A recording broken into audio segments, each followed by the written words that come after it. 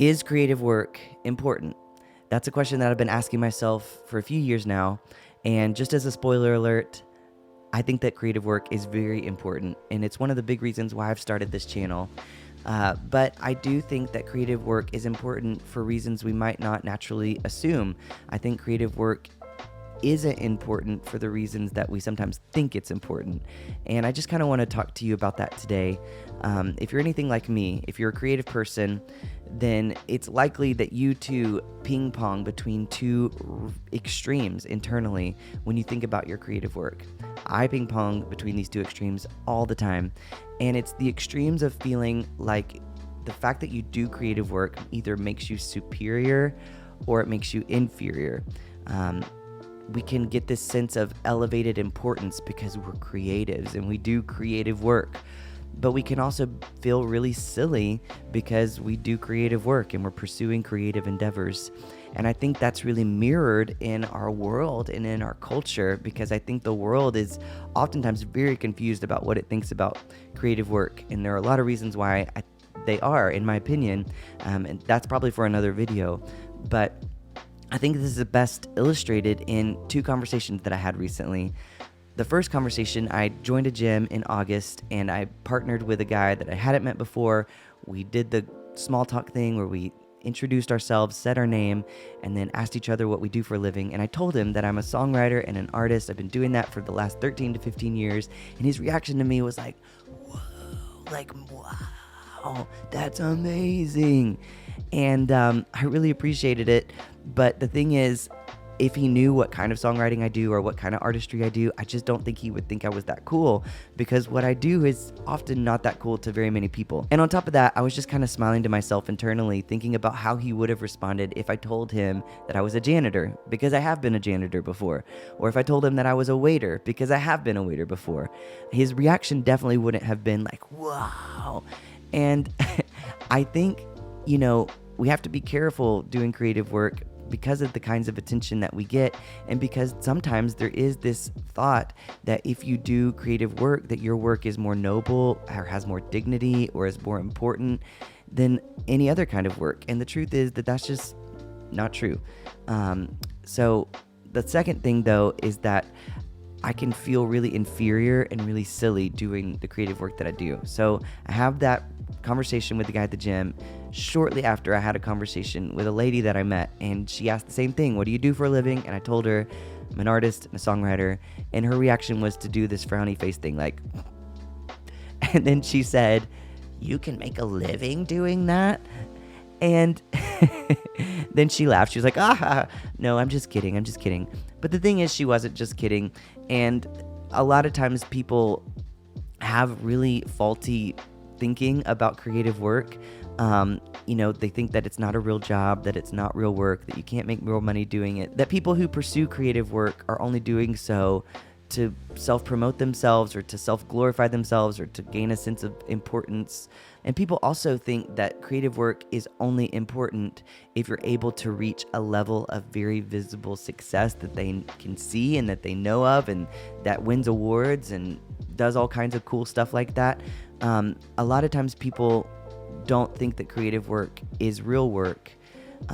If it's something that you're just doing as a normal job every day, putting out daily work, making a normal, standard, everyday kind of a living, doing this creative work. Or maybe even if you're just doing creative work because it's something you love to do and you have no interest in making an income for creative work, a lot of times we can feel really silly for our creative endeavors and our creative pursuits. And sometimes people can make us feel, maybe unintentionally, but can contribute to us feeling silly for the fact that we do creative work and that we have creative desires to move forward in creative projects. And so for me, what has really helped me stay sane as I think about my creative work and as I get up and I do my creative work day after day after day has been to gain a real firm grasp and understanding of a biblical Christian worldview of work. What does God think about work? What does he have to say about work? And what does he have to say about my creative work? And so I want to share with you 3 things that have been really helpful to me as I think about work in general and creative work These are thoughts that come from a book called Every Good Endeavor, which if you watched a video that I posted a while back, you'll know that this channel is kind of a nod to that book, because this book has been really impactful to me and really shaped the way that I think about work and creativity. And it's really elevated for me the importance and dignity and nobility of the creative work that I do. And so just know that a lot of these thoughts are being pulled from that book, and many thoughts in the future will probably be pulled from that book as well, because I love that book and you should go check it out. You should go read it. I highly recommend that you do that. But let me just start with this quote from Tim Keller. He's the author of the book, Every Good Endeavor. And he says this: "We no longer have any basis for condescension or superiority, nor is there any basis for envy or feelings of inferiority. Every Christian should be able to identify with conviction and satisfaction the ways in which his or her work participates with God in his creativity and cultivation." So let me just move on quickly to the 3 things that help me as I think about my creative work that relate to my faith. Number 1, through creative work, we are displaying the image of God, who does creative work himself. So from the very beginning of the Bible, the very first thing we see about God is that he created the world. He creates. He did creative work, not because he had to, but because of the sheer joy and delight of working and creating. Tim Keller says this: "Work has dignity because it's something that God does." I'll just add, it's a part of his character. It's a part of who he is. That's what gives work dignity. When we do our creative work and when we enjoy doing our creative work, we're displaying the image of God. We're telling the world something that is true about God. He made us in his image. No other creature creates in the ways that we do as human beings. And the reason why we are this way, the reason why we have longings to create, the reason why we have joy in our creative work is because God does. And because our joy in our creative working displays the fact that he has a lot of joy in his creative work. All work is a gift from God. That's a truth that I treasure and I hold on to all the time. And all work, it comes from him. We might instantly react to that by going, well, work is miserable and work is hard and work is often unfruitful and discouraging and disheartening. And that's really true. But what's also true is that for many of us, when we find work that is meaningful to us, and work is fun, work feels good, there is joy in work. We are made to go out and do work. In fact, one of the miseries of thinking about heaven is the thought that we would just be sitting on a cloud doing nothing. Nobody wants to do nothing. The truth is that work gives our lives value and meaning and dignity. We want to work, and yet work is frustrating. I feel that the Christian biblical worldview is the one that makes sense of why this is happening in us. Why is it that we long to work, that work is such a big part of our lives, and yet at the same time, it is frustrating and it is hard in ways that it feels like it shouldn't be. And Genesis 3 explains that to us. It says that work was given to us in the garden before sin, but when sin entered into the world, there was a curse on work. Work became harder than it needed to be. It became unfruitful in ways that it should be fruitful. But I just want to go back and re-highlight the fact that work was in the garden before sin entered into the world. Work was a part of perfection and a part of the good things that God had given to us. And in fact, the first work that is tasked to Adam in the garden is a creative work. It's the work of naming the animals in the garden. And even beyond that, it's so cool to me and interesting and enlightening the fact that God created the world, but he also created the world in a way that he left it ripe for cultivation. He left us work to do, to harvest and to cultivate and to discover untapped potentialities in the soil, in farming, in the development of cultures, in the building of cities and societies. He wants us to go out and be fruitful and multiply and cultivate the land and name the animals. God wants us to participate in his work, and that was true then. It's been true throughout all of history, and it's true today. That the work that we do is an invitation by God to participate in the work that he is doing and to see our work as something that we are doing to cultivate the world around us and to tap into undiscovered potentialities within the things that God has made. And so Tim Keller says this. He says, we were built for work and the dignity it gives us as human beings, regardless of its status or pay. I want to stop and zoom in right there. Regardless of its status and pay. Work is rewarding in and of itself. And I think that's really important for those of us who do creative work and aren't really that interested in trying to make an income from our creative work. That's okay. That's actually wonderful. It's rewarding to just lean into your creative endeavors and your creative pursuits for its own sake. That's deeply important and deeply meaningful, and it doesn't make you silly at all for the fact that you want to do creative work. You should go do it. It's important. The practical implication, back to Tim Keller quote, the practical implication of this principle are far-reaching. We have the freedom to seek work that suits our gifts and our passions. If you are passionate and you feel excited and you have gifts towards something creative, you should take steps towards doing that. You have freedom in a biblical Christian worldview. If you're a Christian, especially, you have freedom to lean into work that matches your gifts and matches something that you're passionate about. It's important for you to lean into that and to find ways to do the things that are on your heart to do if you can. There are different seasons where we can and can't do certain things. We are limited people who only have so much time and so many resources, but that desire to do creative work is a desire placed in you by God. It's a holy and a good desire, and if and when you are able to lean into your creative work, I encourage you to do that and find ways to do that. The third and final thing that I just want to encourage you with is that creativity was given to us as a gift to serve other people and to serve the world around us. And this isn't true only for specifically religious or ministry related creativity. In all of our various kinds of creativity, as photographers, as novelists, as pop songwriters, as worship leaders, there are undiscovered potentialities for growth. By the way, that phrase, I love that phrase. I probably say it a lot. I didn't come up with that. That's a quote from the book. That's a Tim Keller phrase that I love.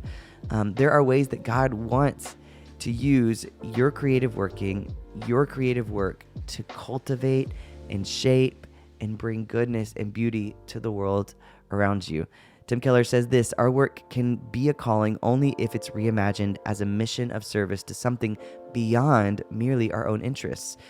As we shall see, thinking of work mainly as a means of self-fulfillment and self-realization slowly crushes a person and undermines society itself. I think that all of us get better at our creative work and can do our creative work with more internal sanity when we have a solid sense of how our creative work serves and blesses the people around us. And I think this truth is really hard for creative people, specifically because in creative work, we kind of have this balance we have to hold of the fact that creative work is self-expression. It's something that we do to express ourselves, and we need that element of our creative work. We need to bring our own uniqueness, our own experiences, our own point of view in order for our work to be good and meaningful. We need to kind of do some self-exploration in our creative work. But I think that only doing work that indulges the self without any thought for how this creative work impacts and benefits the world around us or people around us is A, just not smart, but B, is crushing. Because if the work that we're putting out into the world is only about self-fulfillment and self-expression, then it's going to crush us whenever our work is unfruitful, when it falls flat, whenever people aren't receptive to it. We have to have a deeper understanding of how our work and our growth in our work, how getting better and better and better at what we do is good and adds beauty to the world and it can serve the world. I just think we have to reimagine our work in that way. We have to think about how our work is a blessing to other people. And the best way to do that, because I know for a lot of us as creatives, we have a hard time thinking of like, why does my work matter to anybody else? Why should it matter? And that's a good question, but I think it's just good to think through, why does the creative work of other people matter to you? How does it add to your life? How does that beauty and goodness help you? Why do you love it? Why do you pay money for music tickets? Why do you pay money for photos? Why do you buy photo books? Why do you need illustrations? And why do we need stories and read books? I have this monthly gathering with fellow creatives that we host at our house. And whenever I was sharing some of these things with them, one of the guys made a really good point when he was talking about why our work matters and how it impacts the world. And he was saying, it's really easy for me to see why creative work is important and valuable to the world by simply asking myself what it would be like to live in a world without any creative work. That would be a sad world, and it would be a disconnected world. Creativity is needed, and it's important, and it's valuable, and the creative work you do is needed, important, and valuable to the world around you. And so the more you can gain an understanding of that and lean into that, the better you're going to be able to be sane as you do your creative work. I live in Nashville, Tennessee, which is a city saturated in creativity and creative people. And the assumption is that when people move here, they're moving here in order to make a name for themselves. And I really hate that. And I really hope to be a part of helping change the way creatives see themselves and see the work that they do, that creative work is not just a way of making a name for yourself. I'm passionate about wanting to see creatives already know who they are, know what their identity is, to be rock solid and to work from a place of being loved, of being seen by a God who loves them, and is then able to create from that instead of creating as an attempt to earn love and earn self-fulfillment and earn a sense of significance and importance. I really want to challenge that here in Nashville, Tennessee, and I really want to challenge that here on the internet for creatives who are willing to listen to what I have to say, because I think it's life-giving, and I think that this perspective and having a really solid sense of self rooted in God's love for us is what's going to help us do our best creative work and help us live lives that are more satisfying and fulfilling as we seek creative endeavors. I just want to encourage you to go out and do your creative work and to know that it is important and that it does matter. And in tomorrow's video, I'm going to talk about something similar, but from a more business perspective, because I know that one of the things that a lot of creatives I know struggle with as they think about sharing their creative work, a lot of us creatives are fine with creating stuff, but then when we try to transition into sharing our work with the world, a lot of creatives cringe at the idea of self-promoting, at the idea that people are going to think that I'm just being all about me, I'm being all about the things that I make, and a lot of creatives struggle with that. And so I want to share with you tomorrow some thoughts I have about how to share your work with the world, how to think about that, and how to get over this fear of self-promoting. So I'm excited to talk with you about that tomorrow. Thanks for joining me today. I hope you're encouraged. I hope that you see that your work is important and meaningful and valuable. And I'd love to hear your thoughts about all of these things I shared. So let's talk about it, and I'll see you tomorrow.